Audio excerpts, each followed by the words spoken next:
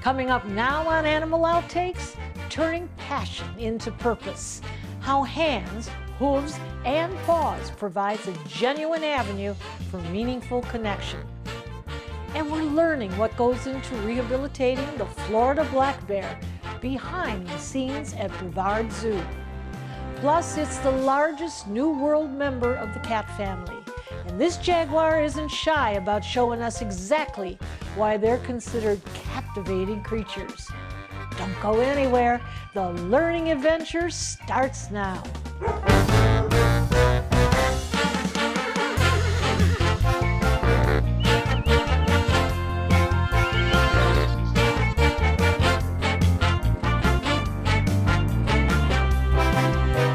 If you've spent any time around animals and you're like us here at Animal Outtakes, you can definitely see the value of connection.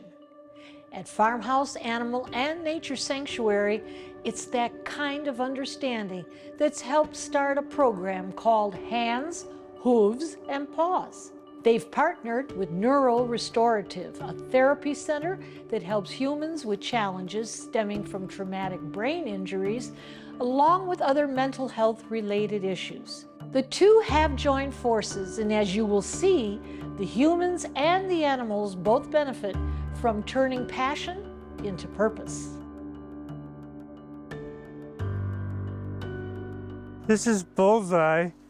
He's friendly and he's relaxing, and it's rewarding to have worked so hard through this program and getting more experience with horses and goats and pigs.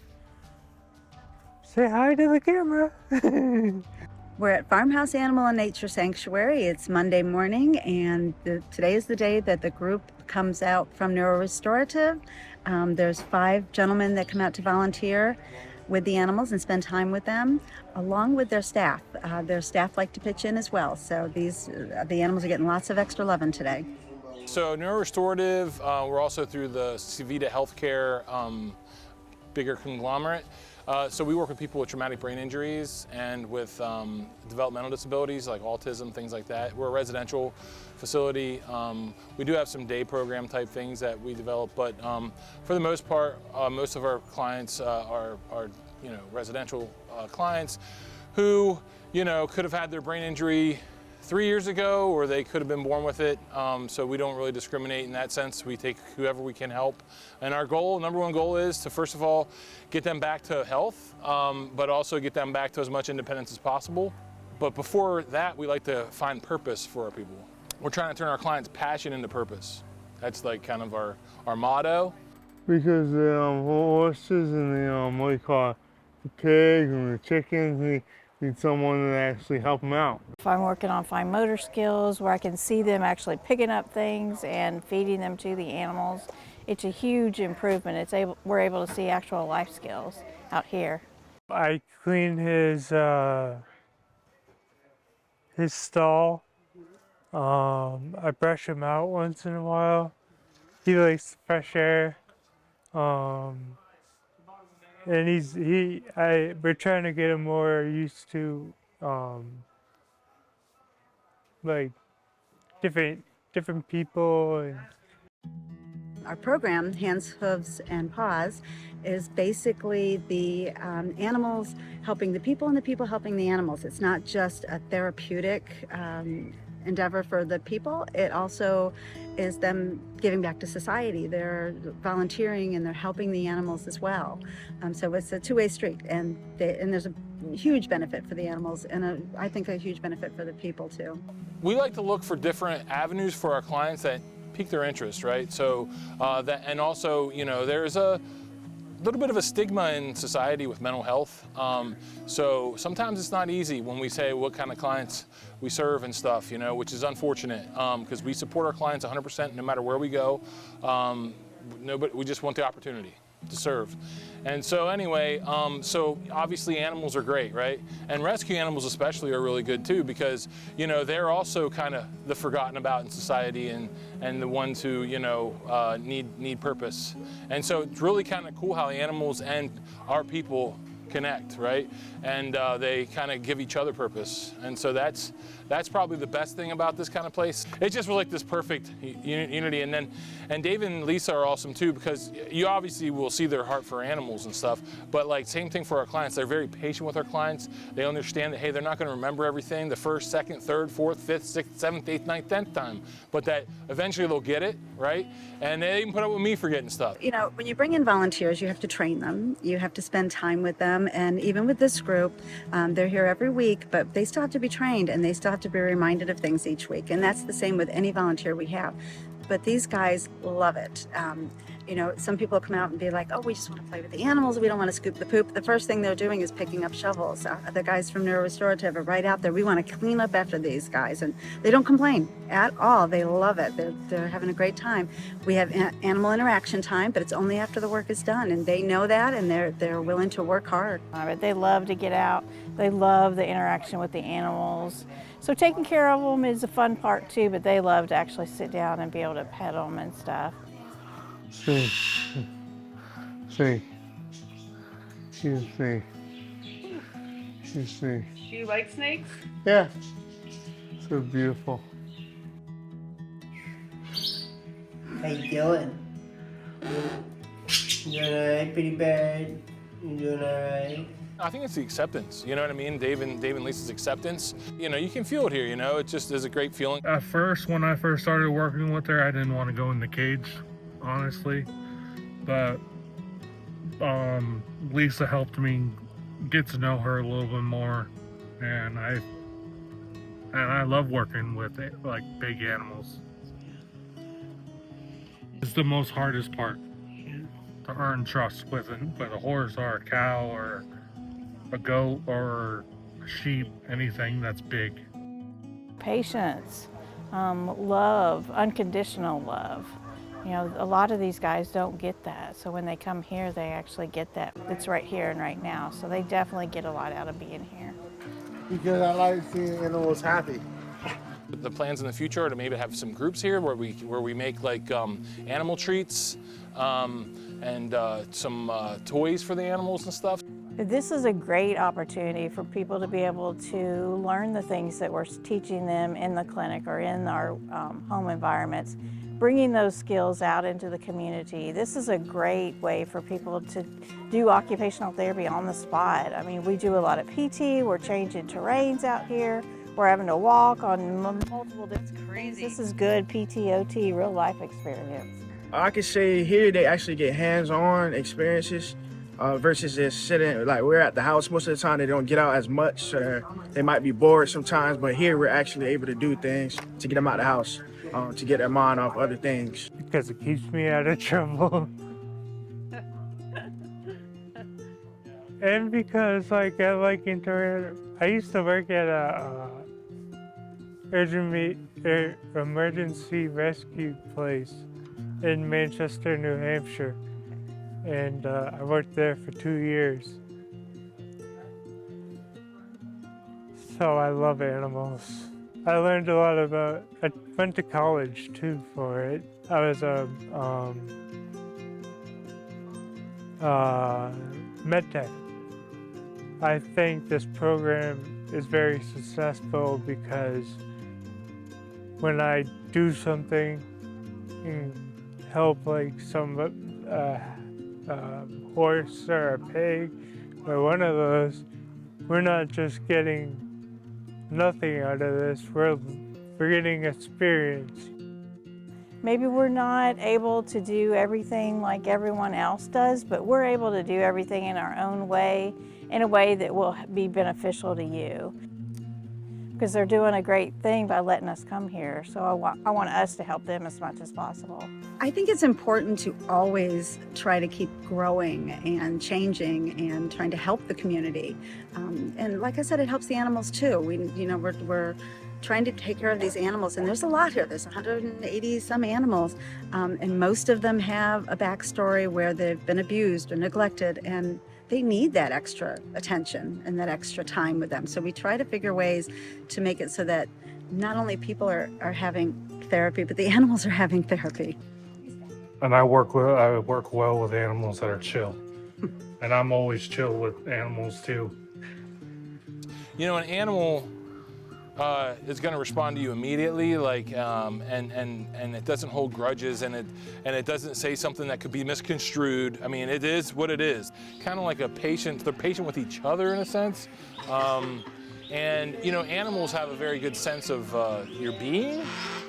Let's just say that, you know, they know if you're scared or whatever. And so that's a cool thing. Like, it's like their sixth sense connects to our people and says, hey, like, this is the, you know, what society might see, the animal's like, I see through that and I see something better. You know what I mean? So I think that's pretty cool. Both organizations say the partnership could be a model for other nonprofits. Showing empathy, compassion, and patience can go a very long way. For more about this program and ways you can help, log on to farmhousesanctuary.org. And coming up next on Animal Outtakes, beautiful baby Florida black bears. So stick around as we go behind the scenes at the Brevard Zoo and learn about the hard work that goes into rehabilitating these orphans for release. At Dante's Den Foundation, we let the dogs tell us who they are. We welcome our boarding friends with open arms and open hearts. When your pup spends time with us, we offer a personalized experience, from how they like to play to when they need to relax. Our staff is on site 24/7, and we honor dietary needs along with special requests. We do our best to make it a home away from home by providing a safe and comfortable environment. Dante's Den Foundation. It's a great place to be a dog. Some journeys start small, with small paws and a big purpose. Every great partnership begins with the first step, guiding them through the world, so one day they can guide someone through life. You don't just raise a puppy, you raise a future. Become a Dogs Inc. puppy raiser. Give a dog a purpose, give someone hope.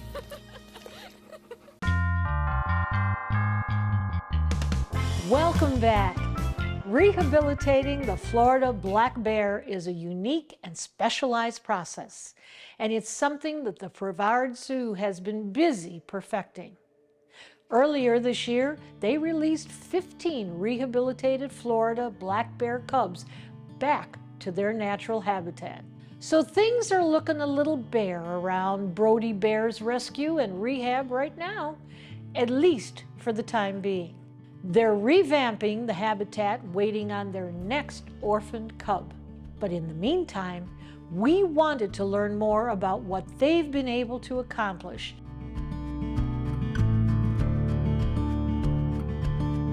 In here is where the little cubs come to live a portion of their life before they get released back into their natural range. Last year was a very, very busy year for us. It was the first year of actually opening up this big center. We had done a little bit before, but this was the first year of this outside area. In total, we ended up having 17 bears, a combination of cubs of the year, which are born in that year, and then some yearling bears. So it was more than I think has ever happened in Florida. So we had our hands full, and some of them come in at 2 pounds, and they leave here between 100 and 150 pounds. So it's a really interesting to watch them, one, grow up in their behavior, but also like just pack on that weight, because we really want to give them the best opportunity to make it through the winter where food's kind of scarce, and figure out what they're doing out there, and they have a buffer. So some of our bears are unrecognizable when we get to the end, and they're as big as they are. So we care for orphaned, abandoned, injured bear cubs. Could be anything from mom abandons the cub, we don't know the reason why, and they can be really small, or a person sees cubs wandering around a neighborhood or in their backyard and they can't find mom, and officials go out and they still can't find mom, and then they end up bringing them to us. Basically, it can be as easy as just give them food and fatten them up, or providing long-term medical care, injuries, broken bones, wounds, but a lot of the time, it's really just give them food. The goal is for them to really live out their life the way they're supposed to be. In their natural range, there's lots of bears in Florida in different habitats, and it's where they come from, it's where they should be. And it's only in certain circumstances that we need to actually keep a bear that comes through our doors. So almost 30 years ago or so, black bears were almost removed from the state entirely. They almost went extinct. So there's been so many conservation efforts to try and bring their populations back, and now we finally have what is a very sustainable population of bears that we want to keep going. Bears are very, very easy to become habituated to people and to people bringing food. So we have a lot of different tactics to try and not get them used to us. And sometimes we wear a full mask or a ghillie suit, which basically makes us look like a tree. Sometimes we wear a bear mask. We keep the lights off when they're young.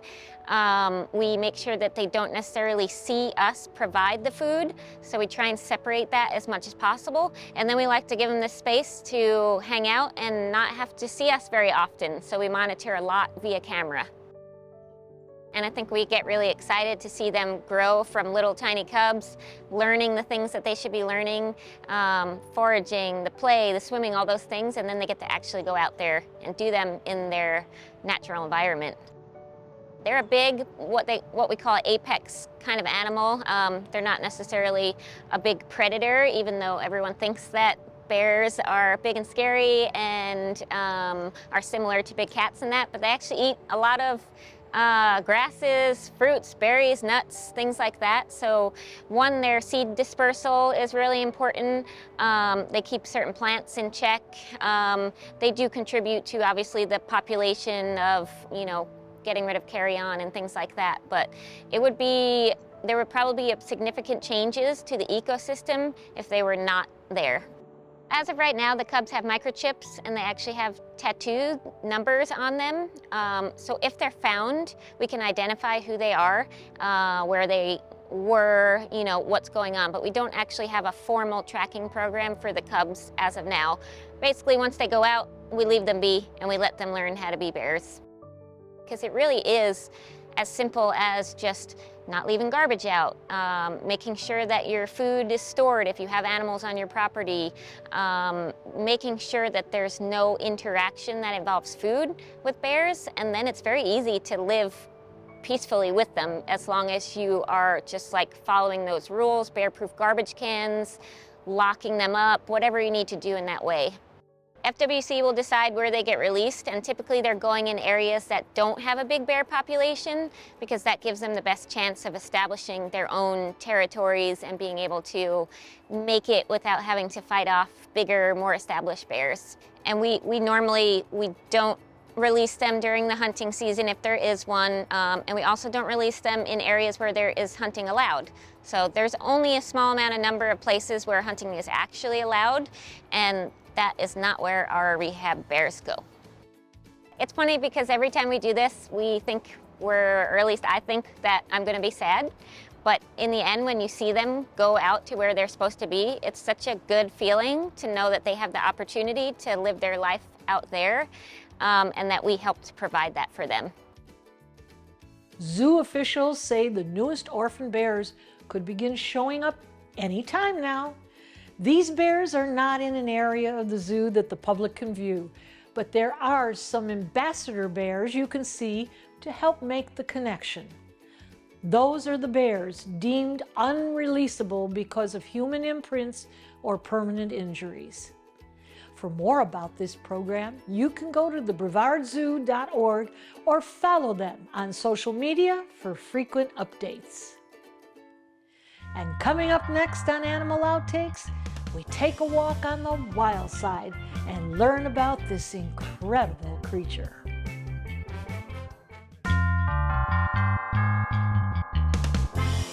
Now we head back to the Brevard Zoo, where we meet a jaguar named Musea. We were immersed in the feeling of her presence, her power, and her beauty. Her striking strength and grace made us want to learn more about what goes into helping her thrive. At 22 years young, she is well beyond the typical age of a jaguar. The staff at the zoo say she and other jaguars have quite the setup to keep them engaged in an enriched environment.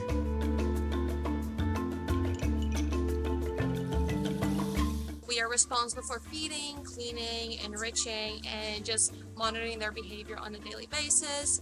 And depending on the Jaguar behavior, it might entail a little bit of more training, a little bit of more enrichment, because sometimes they can be a lot, but they are amazing.